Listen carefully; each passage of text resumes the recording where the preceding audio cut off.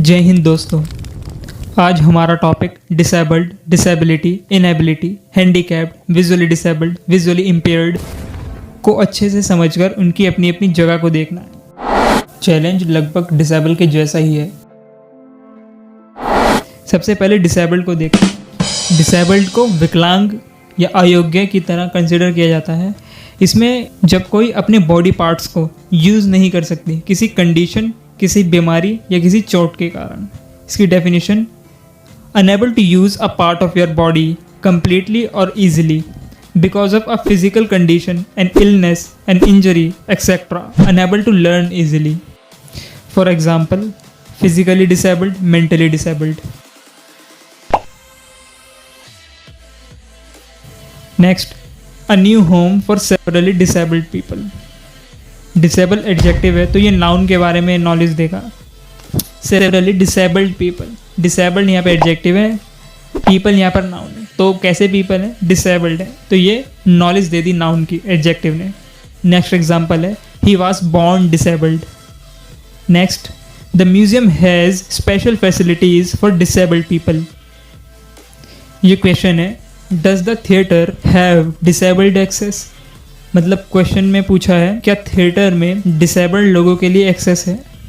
तो ये तो रहा डिसेबल्ड का मीनिंग। डिसेबल्ड एडजेक्टिव है और किस तरह यूज़ होता है मैंने आपको अभी बता दिया। लेकिन मैंने अभी एक ज़रूरी बात नहीं बताई, एक रूल नहीं बताया जो बहुत ही इंपॉर्टेंट है हमारे लिए, जिसमें हमें बहुत ज़्यादा ध्यान लगाना है। डिसेबल्ड एडजेक्टिव है क्योंकि ये वर्ब डिसेबल की पास्ट पार्टिसिपल यानी थर्ड फॉर्म है, और ये रूल है कि वर्ब की पास्ट पार्टिसिपल या थर्ड फॉर्म को एडजेक्टिव की तरह कंसीडर किया जाता है। देखो ध्यान से, 4 फॉर्म्स होती हैं जैसा हम जानते हैं वर्ब की: present simple, base form, past simple, past participle, present participle. तो रूल के अकॉर्डिंग मैंने अभी बोला कि वर्ब यानी वर्ब की थर्ड फॉर्म पास्ट पार्टिसिपल को एडजेक्टिव की तरह यूज़ किया जाता है। तो अब डिसेबल्ड एडजेक्टिव हुआ क्योंकि ये डिसेबल की पास्ट पार्टिसिपल है। इन 4 फॉर्म्स में से 2 फॉर्म को एडजेक्टिव कंसिडर किया जाता है, पास्ट पार्टिसिपल, प्रेजेंट पार्टिसिपल, इन दोनों को। तो इस तरह एक नया टॉपिक का जन्म होता है जिसे हम बोलते हैं पार्टिसिपल एडजेक्टिव। हाँ, पार्टिसिपल एडजेक्टिव एक अलग टॉपिक है। जैसे हम देखते हैं सरप्राइज्ड और सरप्राइजिंग, ये दोनों एडजेक्टिव हैं। सरप्राइज्ड हम खुद होते हैं, मैं एग्जाम्पल के लिए बता रहा हूँ अभी। सरप्राइज्ड हम खुद होते हैं, सरप्राइजिंग कोई चीज़ होती है जो सरप्राइज करती है। कंफ्यूज्ड हम खुद होते हैं, कंफ्यूजिंग कोई एग्ज़ाम या कुछ भी चीज़ हो सकती है जो कंफ्यूज करती है। ऐसी interested, interesting, intoxicated, intoxicating. Intoxicated मतलब नशे में जो आदमी है वो, और इंटॉक्सिकेशन जो नशीली चीज़ें हैं।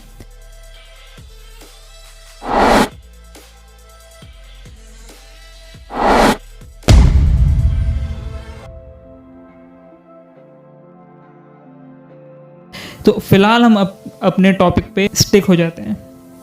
तो हमने अभी डिसेबल्ड एडजेक्टिव को पढ़ा है, ठीक है। अब इसी तरह हमने एक और वर्ड पढ़ा है, हैंडीकैप्ड। तो डिसेबल्ड और हैंडीकैप्ड में डिफरेंस क्या है जब दोनों का ऑलमोस्ट एक ही मीनिंग निकल के आ रहा है? तो देखो, डिसेबल और हैंडीकैप्ड में डिफरेंस के लिए हम इसे हिंदी में इस तरह समझ सकते हैं जैसे विकलांग शब्द को स्वीकार्य किया जाता है, असमर्थ शब्द को स्वीकार्य किया जा सकता है, लेकिन लंगड़ा, लूला, अपाहिज, इन शब्दों को हमारे समाज में नेगेटिव समझा जाता है, एक गाली की तरह समझा जाता है।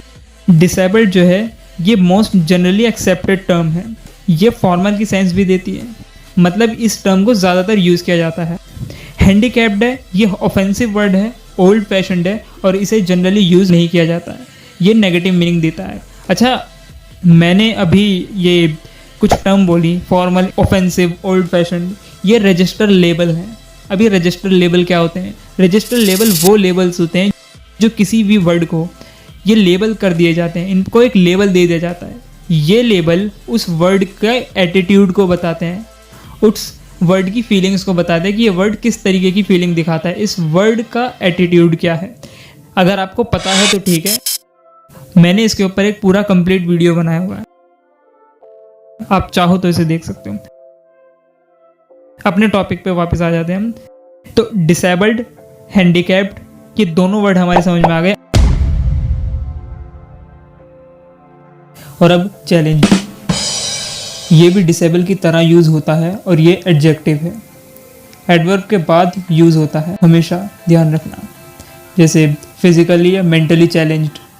Next, this rule will bring motivation for the physically challenged people.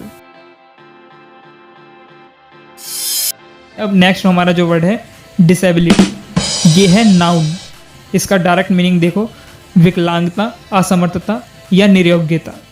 ठीक है, अब डिसेबल्ड और डिसेबिलिटी, इन दोनों वर्ड्स को अलग अलग तरीके से यूज़ किया जाता है। डिसेबल्ड का तो हम देख चुके, अब डिसेबिलिटी में लर्निंग डिसेबिलिटी, फिजिकल डिसेबिलिटी।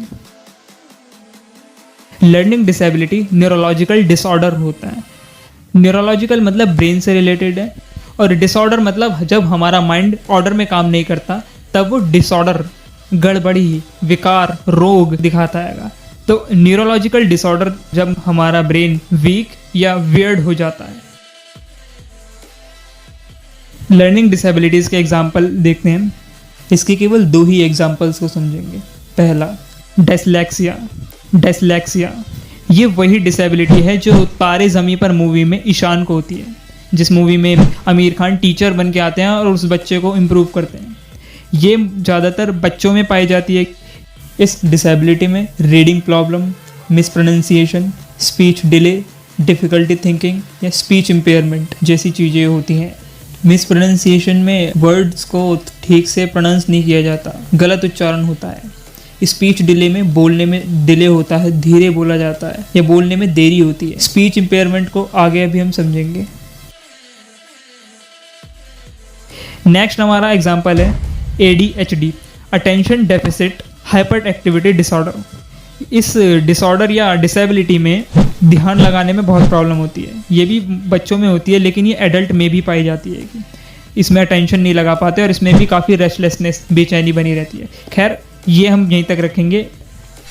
अब आगे देखते हैं।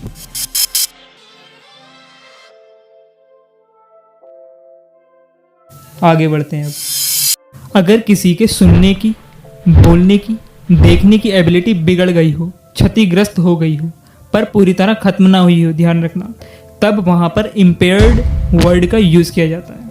इम्पेयर्ड वर्ड का मीनिंग भी दुर्बल या क्षीण होता है। तो ऐसे लोगों को विजुअली इम्पेयर्ड, हेयरिंग इम्पेयर्ड और स्पीच इम्पेयर्ड बोलते हैं। ठीक है, क्या बताया मैंने? Visually impaired, hearing impaired, speech impaired. Visually impaired लोगों को पार्शली साइटेड भी बोलते हैं। आगे बढ़ते हैं। एक वर्ड बचा है हमारा इनएबिलिटी। इनएबिलिटी ये भी नाउन है और इसका मीनिंग होता है क्षमता, शक्ति की न्यूनता या अभाव, कमी।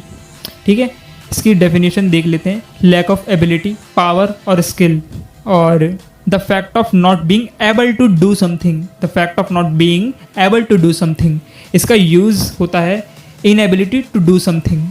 फाइन, इसके अब एग्जाम्पल देख लेते हैं। This is my inability to study organic chemistry, मतलब मेरी जो इनएबिलिटी है वो है कि मैं ऑर्गेनिक केमिस्ट्री पढ़ने में प्रॉब्लम करता हूँ। नेक्स्ट एग्जाम्पल है, some people get confused in the crowd due to their inability to stay there, मतलब कुछ लोगों में ये इनएबिलिटी होती है कि वो क्राउड में नहीं खड़े हो पाते, क्राउड में स्टे नहीं कर पाते। Next example, his experiences as a child express his inability to sustain relationship.